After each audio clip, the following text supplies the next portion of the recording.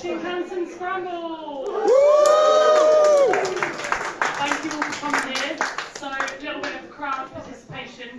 Give us a cheer if you've been to Japan before. And give us a cheer if it's your first time in Japan. Okay, so we've got more in the first time in Japan. So my name's Holly. I do marketing and social media helping James with the race. You might see me putting a camera in your face at some point. Tell me if that's not okay, and that's fine. I'm going to hand over to the brains behind this operation to explain some of the rules. If it's your first time, he's going to go through things that you need to know.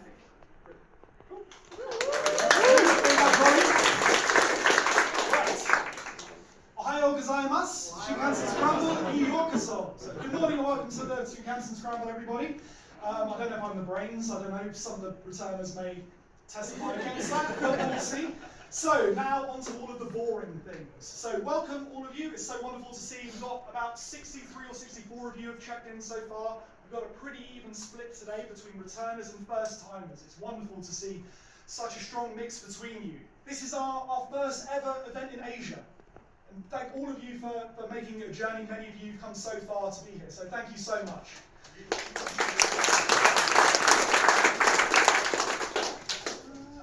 We still currently have a streak of people who've managed to join every single event that we've ever organised. There's 3 of them here today. We've got the wonderful Sue. Marion tucked in just behind Sue.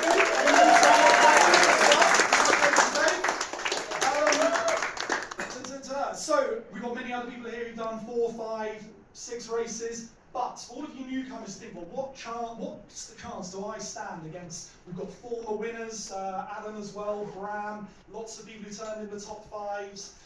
But a returner has not won a race since last August. Every race since then has been won by a newcomer. So beginner's luck definitely plays a part. I'd also like to welcome, we've got our first ever crossover contestants on this race. Regulars will not be familiar with the fantastic Sarah and Lucy over here, the 2-time winners of our charity partnership event, the Jet Jaunt with the Jersey Employment Trust. So one's definitely to watch.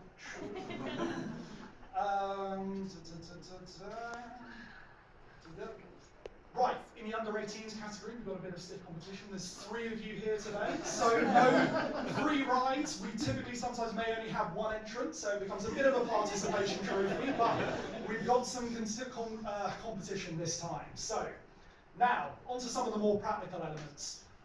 Some of you, I know, have maybe done a race with us 2 years ago, or you may have done one as recently as about 3 weeks ago. We now have our own in-house app, which most of you have installed. So if you're going for your top placings, you can turn on your location tracking in there. When you reach a checkpoint, you can use the app to check in. It will give you a prompt saying you are in this checkpoint. That will issue your points on the leaderboard. And then you can also take a photo in the app to capture what you're required to do at the checkpoint.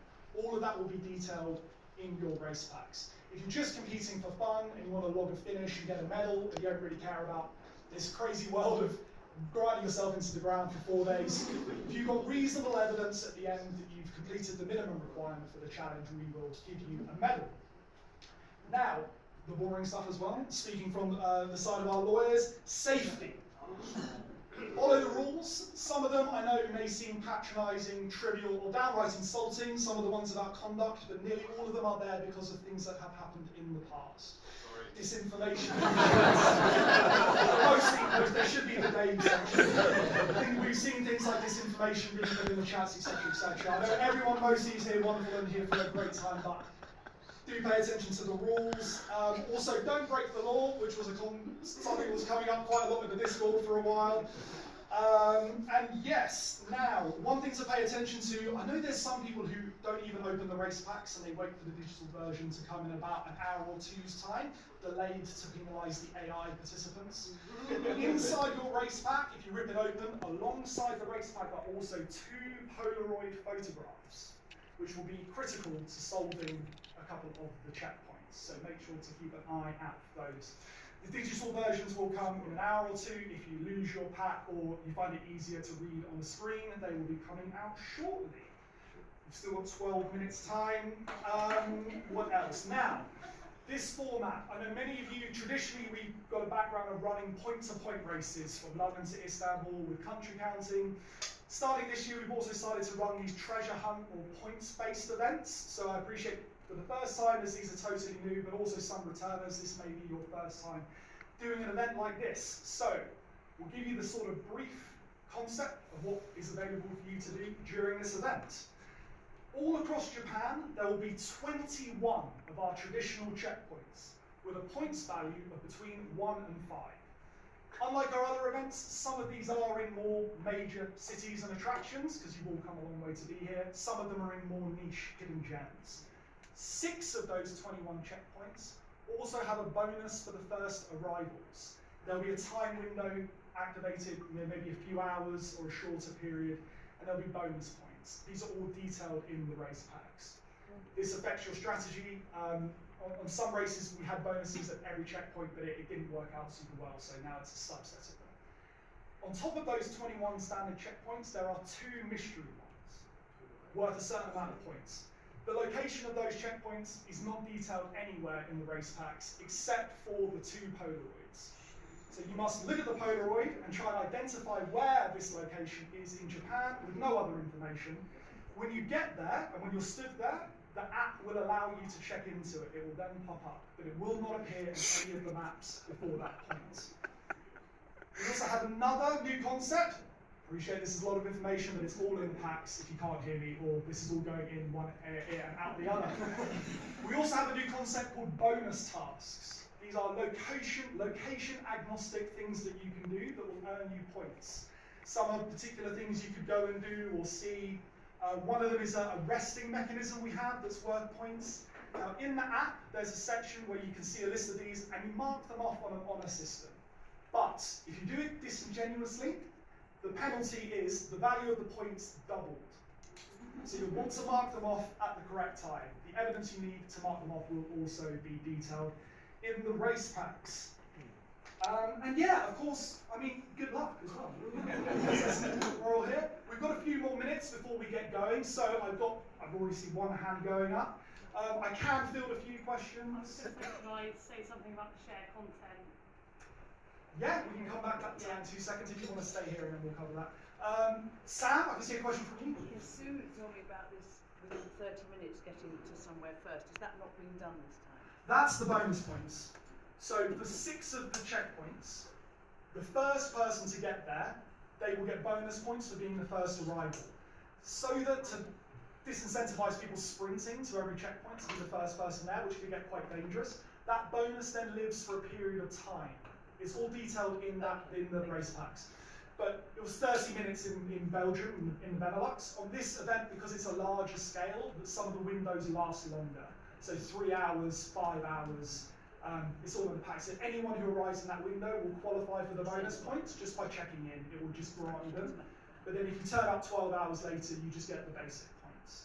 So it's just a bit of extra strategy so that everyone doesn't all go off in the same direction at the start. It puts a bit of variability. Maxim, I can see a question from you. Yeah, will we know when the first person checks in at that special checkpoint? Like, we know that window opened? Yes, so it's not perfectly integrated into the app yet, but you can find that information out. So, you know, in the app, there's the guidebook link to take you to the event guides on the map. If you go into that and see the public map of the race, there's a race update feed, and the system will automatically publish into there the first person to visit each checkpoint, and it will say how long the bonus window is open for. So it will say, I don't know, it will say Maxim is the first person to visit, I won't say the name of the checkpoint. It's the first person to visit, you've got 4 bonus points or whatever it is, the checkpoint window the bonus window is open for another 3 hours. And that'll be there immediately. And if you're in our Discord server, that is automatically cross-posted to the Discord server in the feed if you want a notification on it. We're going to make it a push notification in the app eventually, but we have a very long feature list of things we're trying to build into the app. So thank you for your patience. And the Discord is going to be in Shinkansen Scramble or in the public section. So we've locked that chat because the community for the event is in WhatsApp. So, but if you're in the public section of the Discord, you can't post in it, but there's a thing called Shinkansen Scramble update feed. Okay. You can't post it, it's a duplication of the race update feed just for people who prefer to see it in there because they can subscribe to it. So yeah. What's it called, James?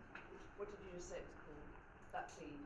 On the Discord, it's at the top in the public section. It's called Shinkansen Scramble Race Updates. Not race feed. Race feed, that's it, yeah. Kate? Do we both have to track?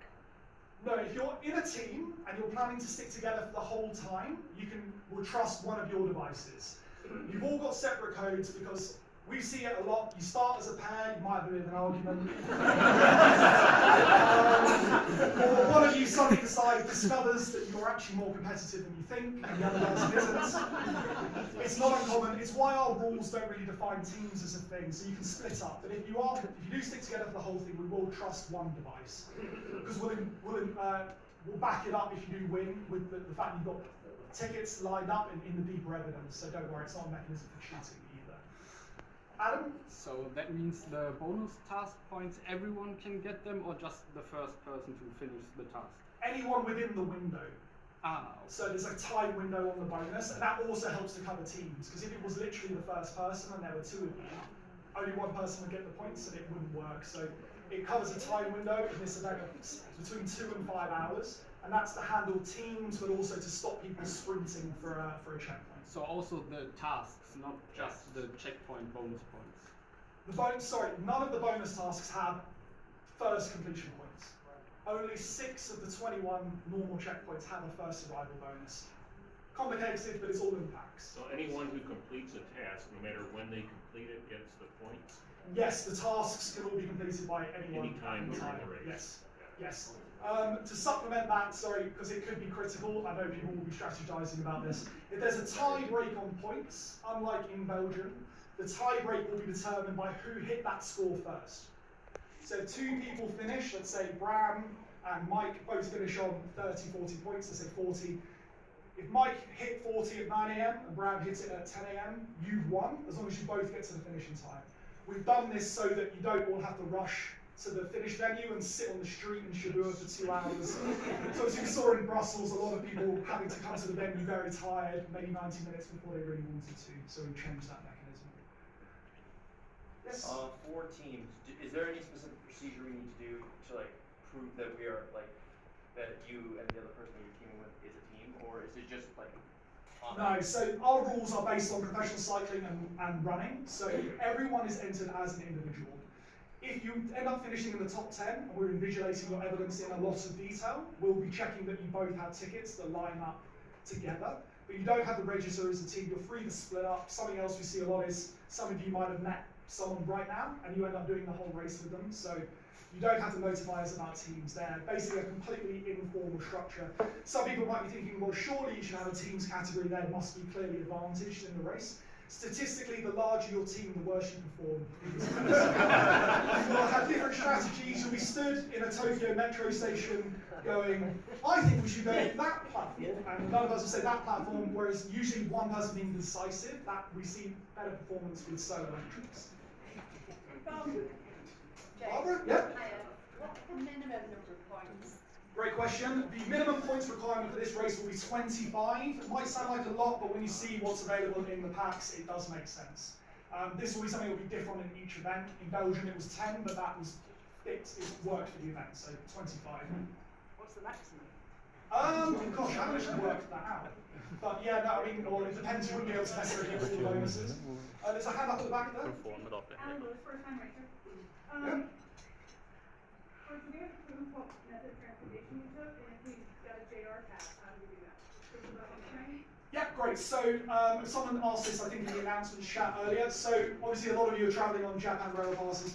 There's some things implied in the rules, but it probably could be a little bit clearer. So there's 2 elements. One, we need to know that you are legally allowed to be on the piece of transport you claim to be on. You've not broken the law or snuck on the train. So if you're claiming to be on this train and you have a JR pass, that means, okay, you've met requirement 1, you're legally allowed to be on it. The second one is we need reasonable confidence that you are actually on that train. Traditionally in Europe, that's easily achieved with your tickets. This one, if you don't have anything like a seat reservation, we've got your GPS tracking, which will indicate what train you were on, and then any supplementary photos you can have, like you're on the platform and it shows the next train is the 11:51 to Kyoto, and then you claim you were on that train, and then you've taken a photo when you're on that train, and the GPS tagging lines up with everything else you're claiming. we'll work with what we've got. We appreciate there's a lot of services in this country where you won't necessarily get any ticketed evidence. So there's a little bit more scope there than we have on our European events. Okay, we've got 2 minutes. Right, actually 90 seconds, just because I don't see where Holly is. There's also a shared content section in the chat. If you've got anything you want to post in there that Holly can share on our Instagram stories, and we'll tag you where relevant, feel free to post it in there. Is someone minding the door to make sure no one sneaks off? But we have all of the trackers. Now, the final detail. For regulars, I know some of you have probably already got trains booked out of the city. Do not run out of this building. We will be penalised as an organiser. So please walk out of the venue, and when you hit the external of the building, you cannot exit through the garden. Please exit in the way you entered the building. Thank you very much. Any final questions? Anyone can fit anything in? We've got 53 seconds.